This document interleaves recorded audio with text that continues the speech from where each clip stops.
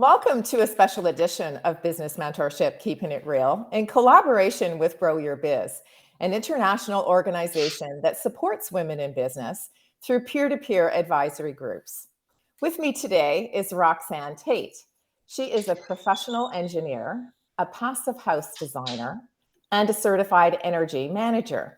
She's also the founder of Tate Engineering, a project construction management firm with a focus on fighting climate change.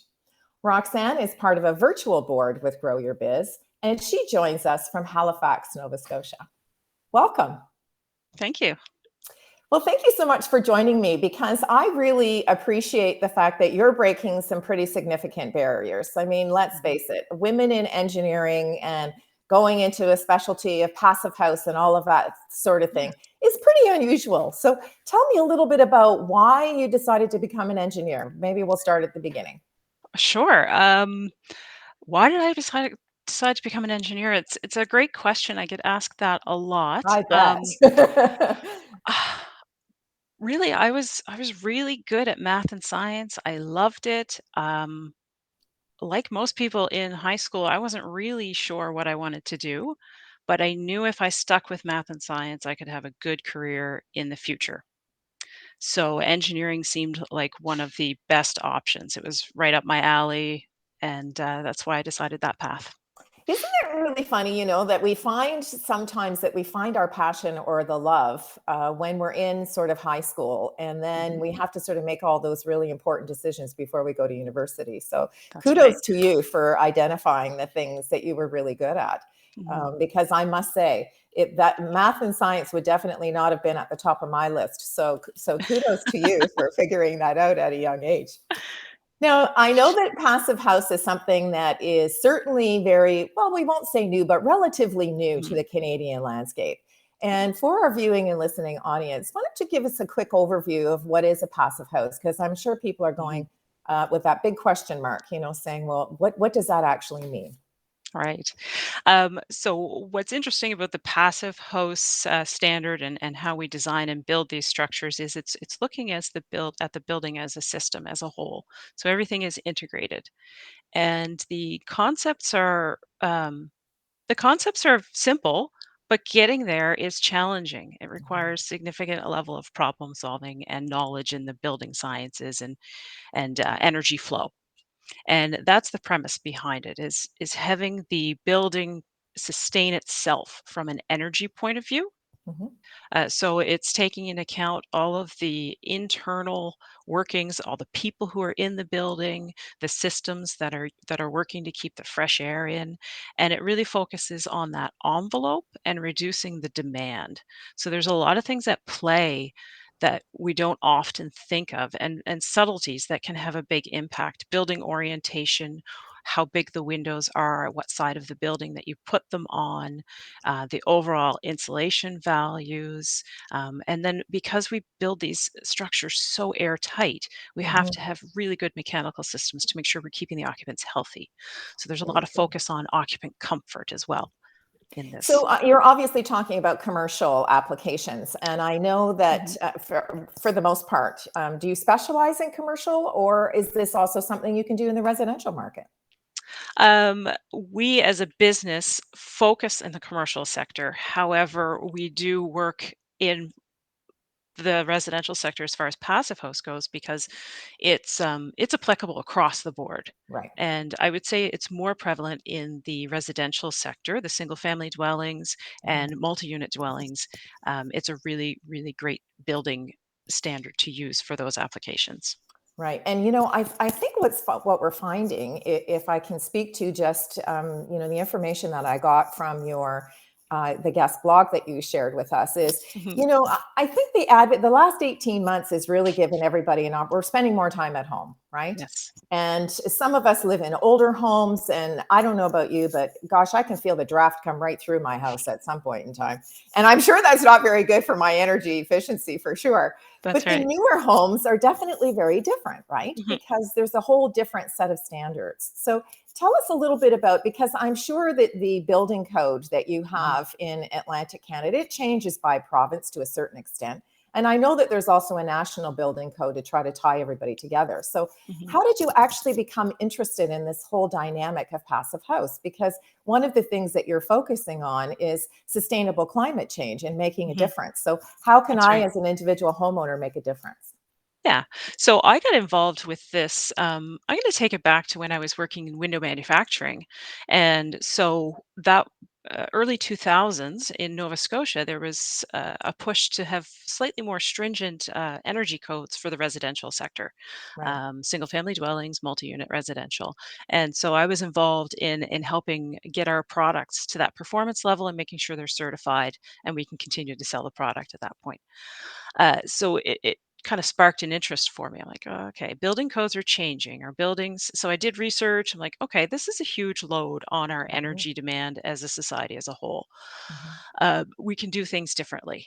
And that's just, it started and it snowballed. And as I researched more and more, I found out about the Passive House standard. I got interested in it and I decided to get training and certified to be a Passive House designer to help kind of push the efforts Push the forward envelope. and Yeah, push for the sure. exactly, yeah, Yeah, and what's really cool is it's focused on the envelope, so that's yeah. yeah.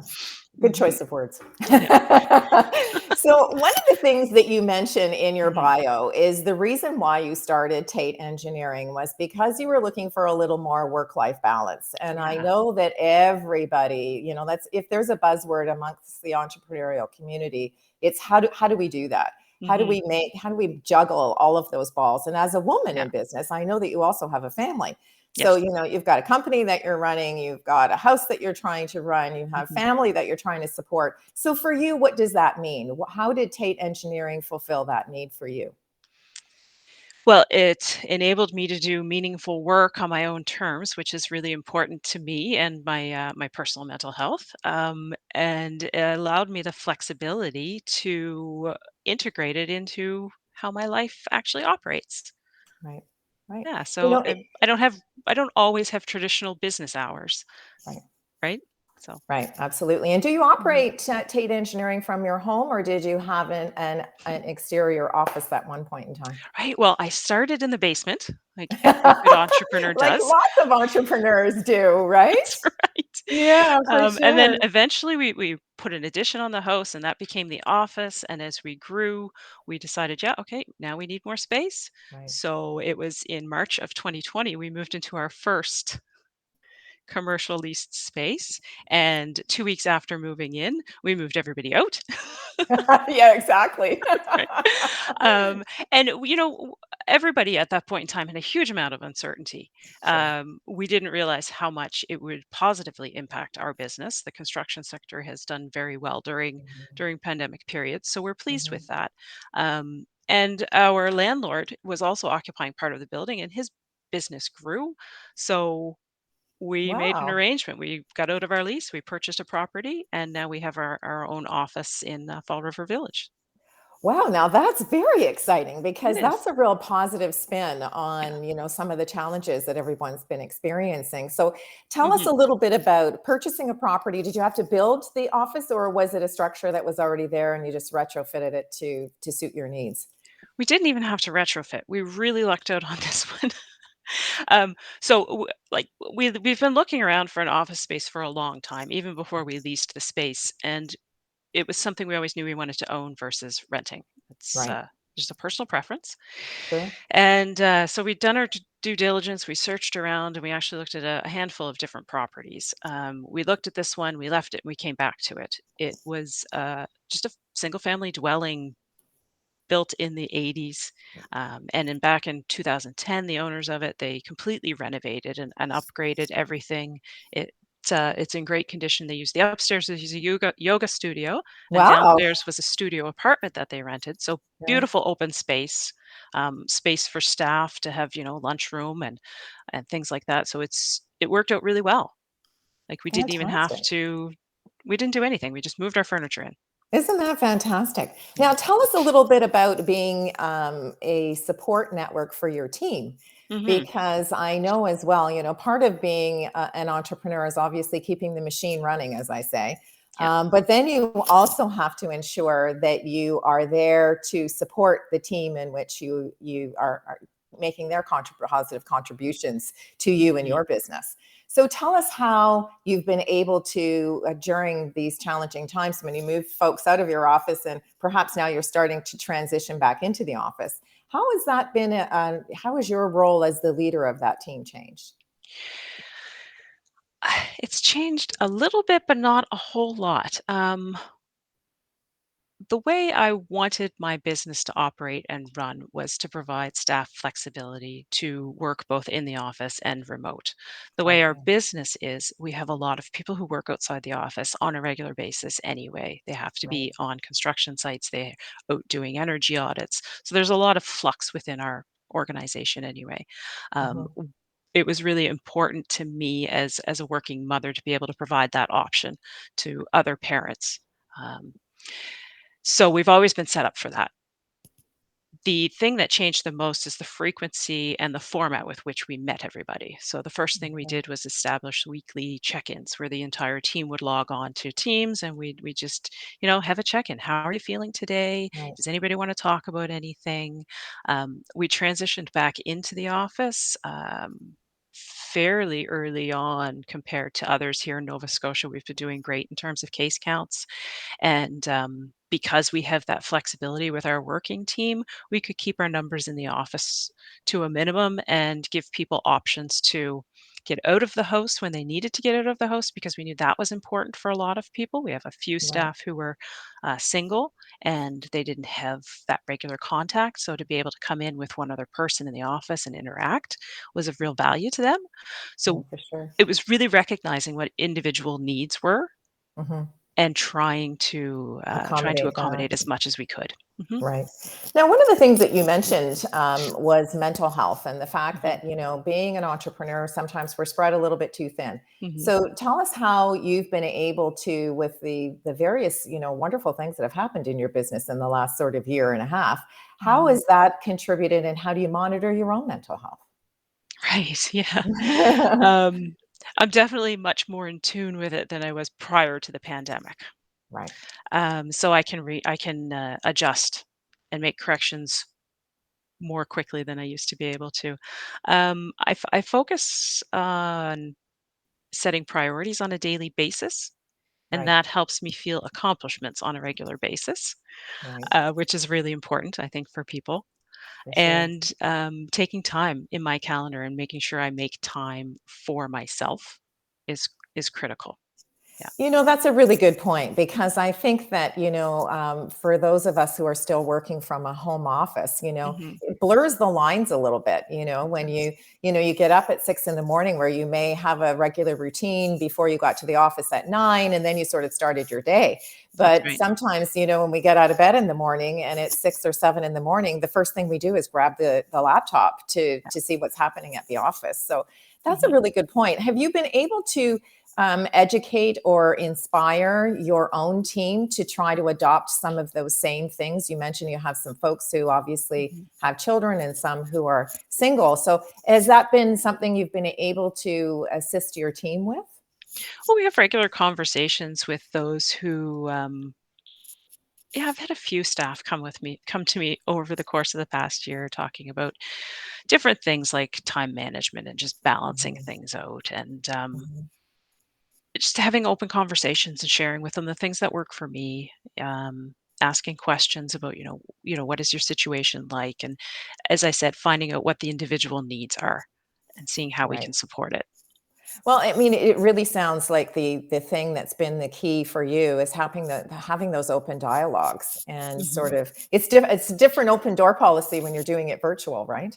It really is, yes, because you're not face to face. You don't see each other all the time, so it can be Right. easy to forget that somebody is there for you. Right.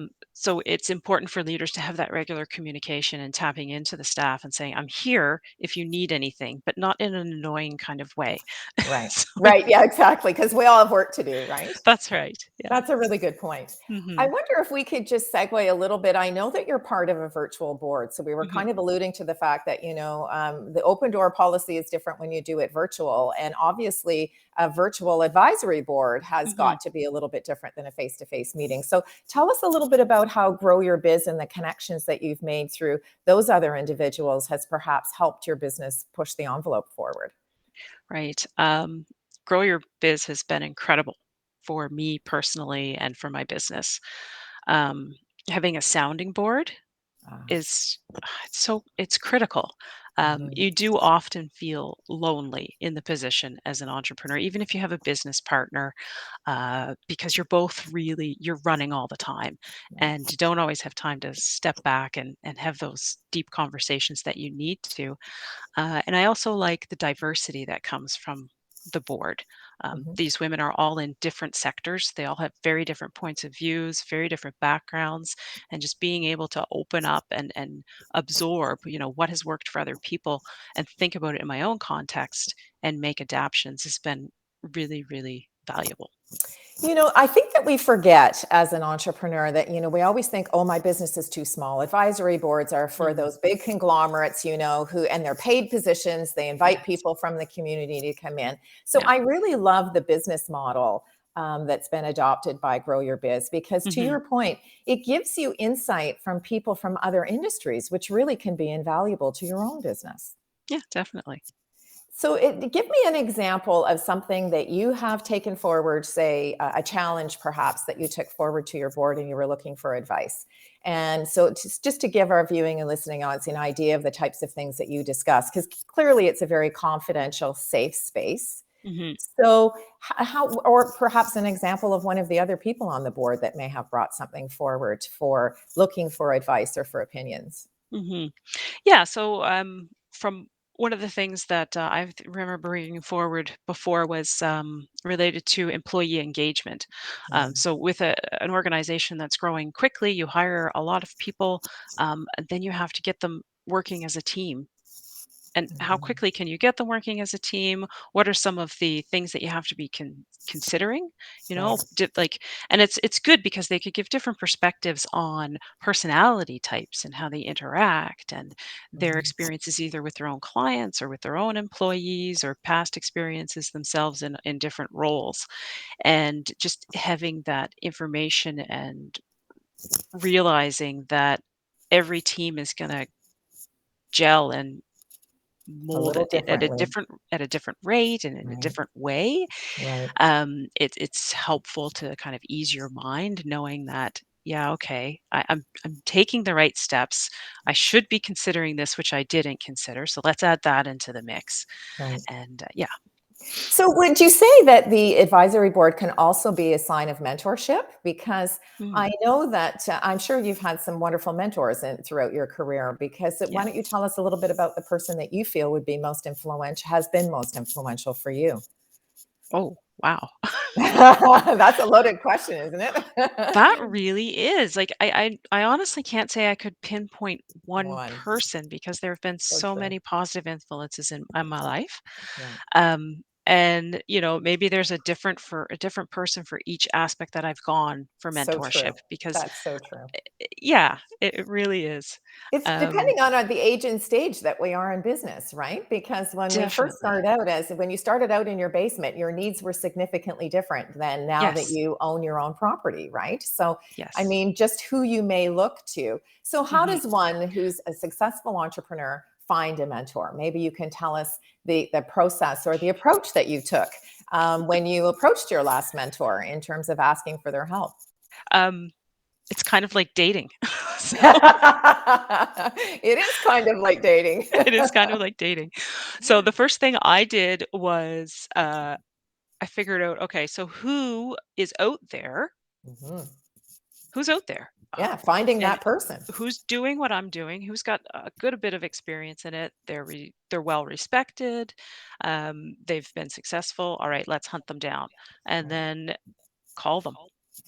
I Isn't just that the cold truth? cold Just picking call. up the phone and calling, right? Absolutely, because what trying to find a fit, somebody Right. who wants to do the mentorship and who you can relate to on some level, and then you build that relationship together.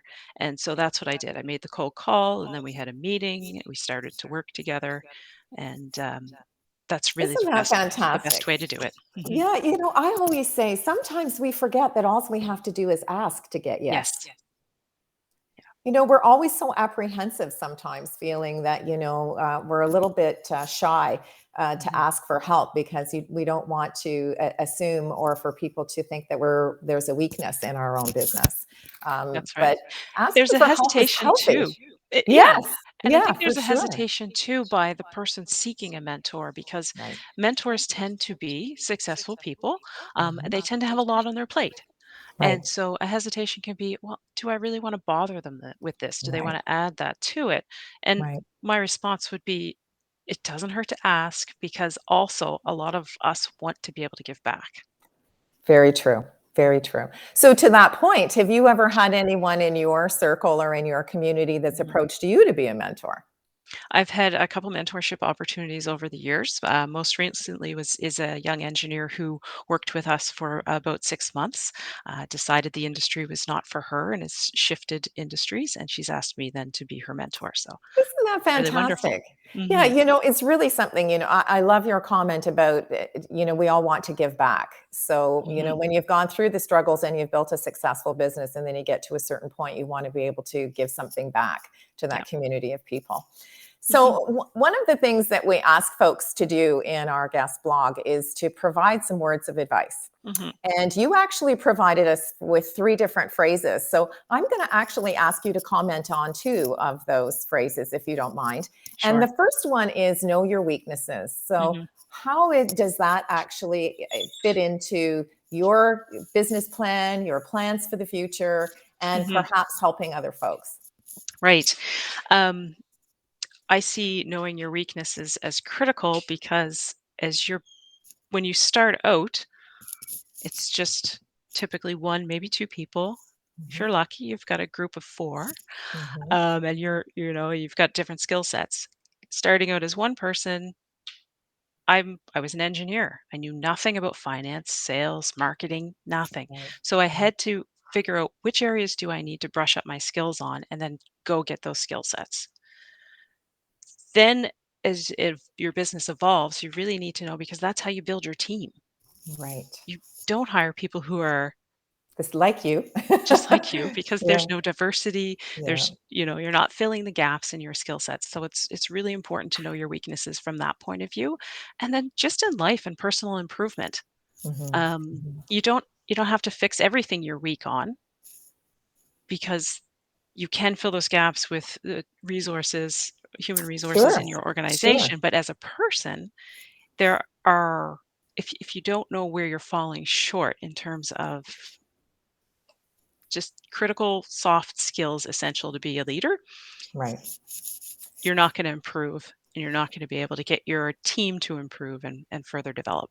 And you've made a good point because I think then it leads to collaboration in the community, right? So, say Absolutely. I'm the marketing guru in your area and you happen to, meet me through a networking or a personal introduction. You can Hmm. always collaborate with like minded individuals, but who have a different area of expertise. So, that's a Definitely. really valid point. Hmm. Now, your second phrase that you used is stick to your values. And this, Hmm. I think, is very relevant not only for those of us who are transitioning in and out of change, but I think when we're future planning. So tell us Hmm. what sticking to your values means to you.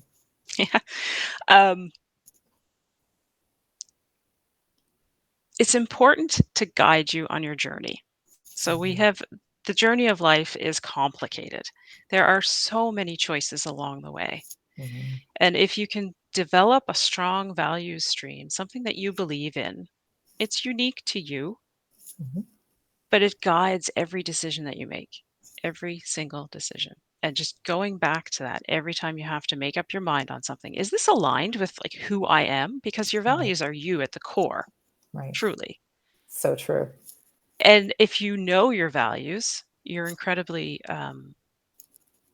more likely to meet other people who have that shared value stream because you're emitting that energy.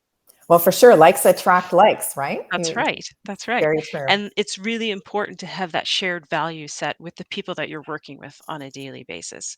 Not to say that 100% of those values are shared, but the majority of them are. And then you know Right. you're working towards the same goals and objectives. Right. Very, very good point. So Mhm. what's in the future for Roxanne? So you've been, it sounds like, Mhm. going at warp speed, and you've had some Yes. really awesome things happen in the last few years that have really Mhm. propelled your business forward. So we Yep. all look at future planning. So just give us a quick snapshot into what's into the future for you and your business. Yeah, so we're looking out, we have a 10-year plan. We're breaking it down to, the 5-year, 3-year. Yeah, for sure. And it's our objective to be a design builder of high performance buildings here in Atlantic Canada. We feel there's going to be a huge need for this in the future, Mhm. and that's our primary focus right now. So we have no intents to slow down. We Mhm. want to build a business that's possibly be taken over by the employees at some point in time. If none are interested, then we'll find a way to To make it continue on work. or to wrap up. But we want to build something that is part of our community, if you Mhm. will. Yeah, for sure. Mhm. Well, I think that's a really wonderful way to wrap up our conversation, Roxanne, because, you've really shared with us the explosive energy that you've had to emit Mhm. during the last sort of few years of growth and development. And you've given people a little bit of insight into where you see your company going in the future. And I Mhm. think the succession planning that you've also put into that 10-year plan is really a very relevant thing for other entrepreneurs to hear. So thank Mhm. you so much for sharing that. You're welcome. And to those of you who have joined us in our viewing and listening audience, I'd like to thank you for joining us today as we've introduced you to the person behind the logo. And in collaboration with Grow Your Biz, if you're interested in hearing more about the peer-to-peer advisory boards, please join them on their website. And we thank you so much for joining us today.